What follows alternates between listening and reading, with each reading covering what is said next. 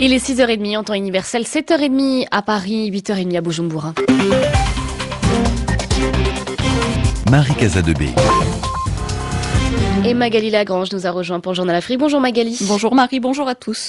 Possible révision de la Constitution fait aussi beaucoup de bruit en République démocratique du Congo. Le sujet est évoqué depuis quelque temps. Cette fois, c'est le président du Sénat qui en a parlé. Selon lui, la révision de la Constitution ne portera pas sur l'article 220 qui limite le nombre de mandats du président.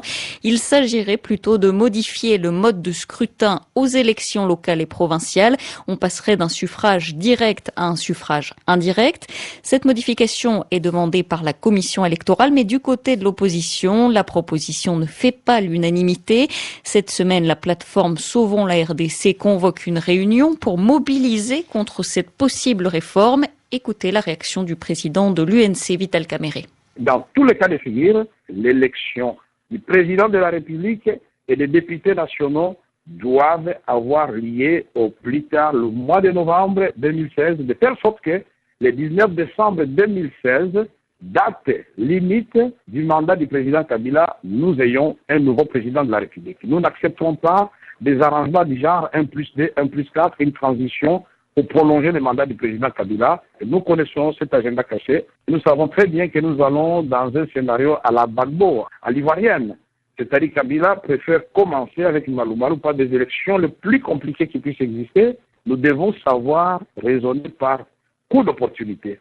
Qu'est-ce qu'on gagne quand on engage des faits supplémentaires et préserver la légitimité suffisante et la souveraineté du peuple? Et qu'est-ce qu'on perd si on cherche un raccourci où un député finalement va être élu par deux personnes? C'est là toute l'équation qu'il faut résoudre. C'était donc l'avis du président du parti UNC, Vital Kamerhe. Dans les rangs de la majorité, on n'est pas du même avis. Son porte-parole rappelle que les autorités se sont engagées à respecter la Constitution. Sébastien Luzanga balaie la polémique sur un nouveau mandat de Joseph Kabila à la tête de la RDC, mais il n'exclut pas complètement une révision de la Constitution. Tout ça, ce sont vraiment des procès d'intention de la part de l'opposition. Le problème de la révision de la Constitution, Kabila restera ou ne restera pas, c'est un débat qui, dans notre entendement, c'est un débat qui n'existe pas. Il n'existe pas pour l'instant. Il existera peut-être un jour, mais pour l'instant, pour nous, ce n'est pas un débat.